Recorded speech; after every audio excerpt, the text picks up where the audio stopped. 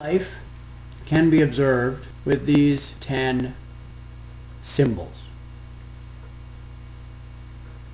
What do I mean by that? Well, if we leave out the particular content for a moment and just look at the fact that there are times when we feel things, then that's one category of sensory experience. How can we feel things? Well, we can feel things on the outside. What would that be? Well, that would be things like the mouse pad that I'm touching right now, or like the chair that I'm sitting in. That would be something that we can feel on the outside. But on the other hand, sometimes we feel things on the inside. This is what people refer to as feelings. We might feel happy or sad, anxious, joyful, grateful, ashamed. Any number of things we might feel as emotions, which is what we call feeling on the inside. So feeling, in this case, just means anything that you experience with your body. And just for simplicity's sake, let's say that smell and taste are something that you experience with your body, and therefore we'll call that feel and use this symbol. We also might hear things. You might hear things on the outside. I can hear the wind outside right now because there's a storm coming through. Any external sounds or things that we hear on the outside. But sometimes we hear things on the inside. We might hear our own voice in our head, complimenting ourselves, criticizing ourselves, whatever it might be. We might hear a tune in our head. We might hear any number of things inside of ourselves, and that's what we call hearing on the inside. But this, of course, isn't all. This presentation is something that you're seeing, so we can see things. And once again, we can see things on the outside, such as your computer screen right now, the wall, which is behind my computer right now, or we can see things on the inside. For example, if I close my eyes, I can still see the wall. Or I might have images in my mind of things that happened in the past, things that I imagine may happen in the future. So this is what most people think of as experience. These 5 categories put together make up what we normally think of as experience. But there are different ways of having experience. And the symbols up here in this section, skills that we can use in order to improve our experience. With these skills, we can make our experience better. In particular, these 2 skills, the ability to focus and the ability to allow. These 2 skills, if developed sufficiently, make suffering completely impossible and make our own most authentic, joyful lives possible. These 2 skills are central to everything that I am going to teach in these videos. Let's first look at focusing. To focus is the basic skill of a human being. If you can't focus, you can't do anything. Only because of focus can we do anything. Only because I can focus can I create this presentation. Only because you can focus can you hear it. Anytime you do anything, it's necessary to focus. What most people don't notice is the fact that focusing is a skill that can be cultivated and developed. It's possible for your focus to go down, possible for your focus to go up, and it's possible to intentionally cultivate it so that it gradually improves over time. Focusing, like the others, has two basic aspects. There are two basic aspects of focusing. There is what we are now going to call focus out.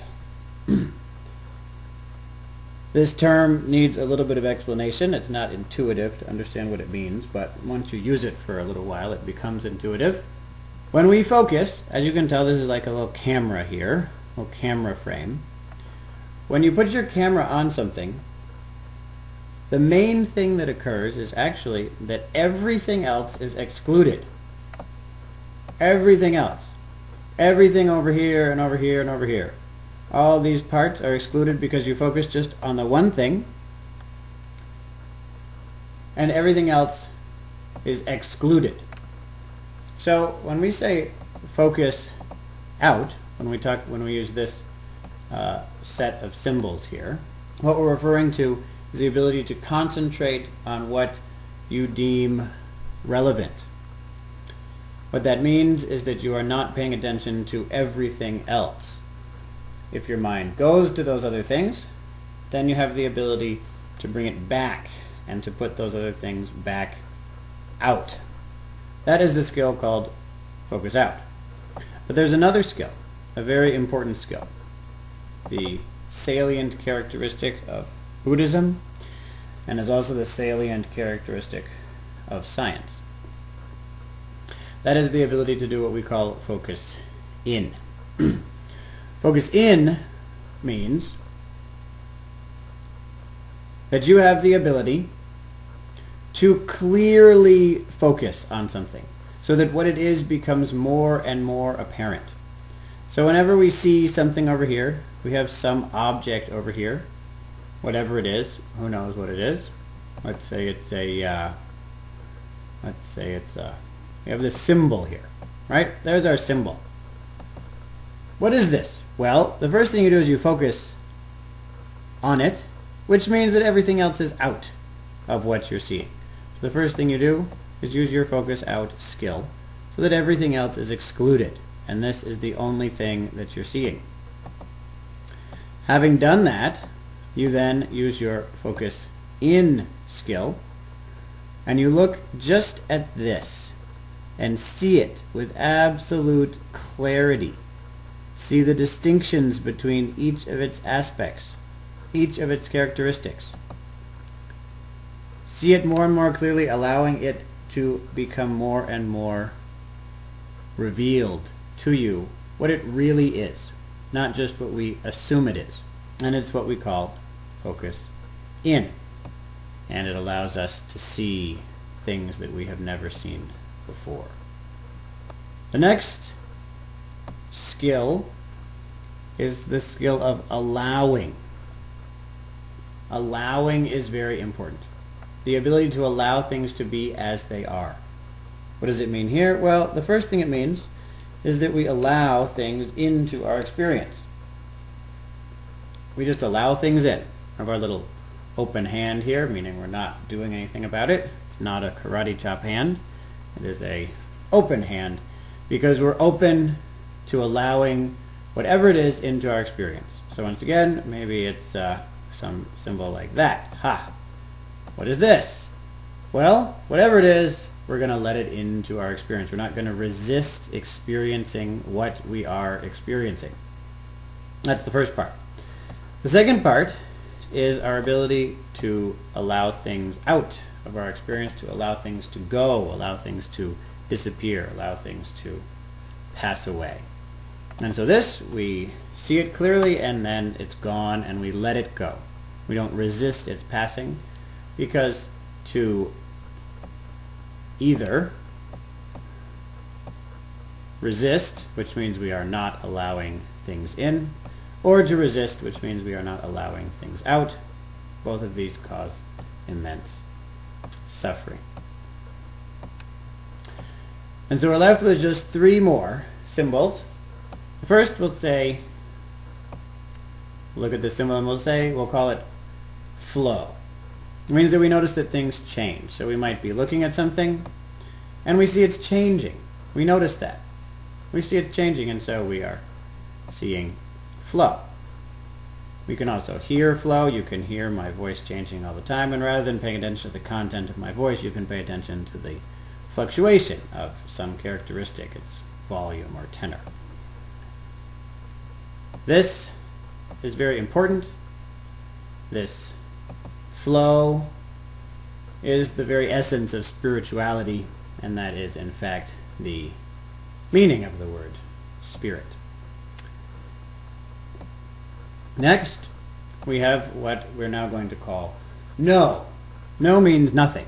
And so if you, for example, were to look at the screen right now, then you would see. You would see. There would be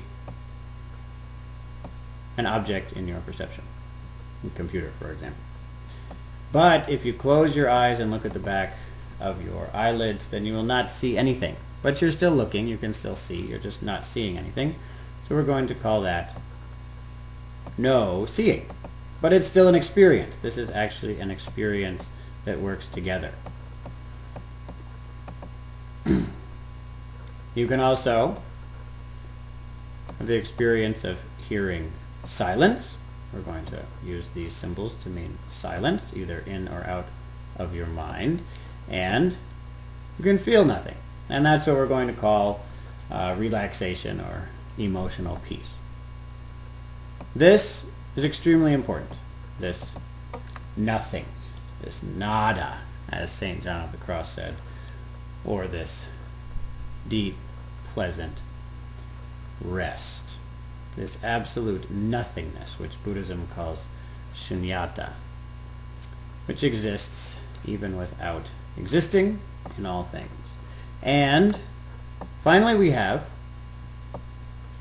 a great superpower, a magnificent superpower to create goodness, to create good things in the world. This is absolutely magnificent that we can do that. We can create good things. We can imagine good things. We can say good things. We can feel good things, and we can even intentionally create good feelings. We can do that for ourselves. We can create goodness within, and we can create goodness without, for others, even all the world. This is about creation, and it is a magnificent power to have. And so these are what we call the superpowers. We have the superpower of being able to experience things as flow, experience nothing, and experience goodness. Very, very significant. We have these skills. The skills of focusing, the skill of allowing. Each of these has 2 parts, of course. Each of them has 2 parts. These 4 skills: focusing out, focusing in, allowing out. These are the basis of a good life. A life without suffering, in which we're expressing ourselves in a way that is of benefit to the world and is true to ourselves. And we also have the 3 modes, the 3 basic modes of experience, the 3 media, we might say. We can see, we can hear, we can feel some sort of experience. And with that, the first lesson about mindfulness is complete. I look forward to the next lesson, in which we get to talk about some more interesting combinations of these.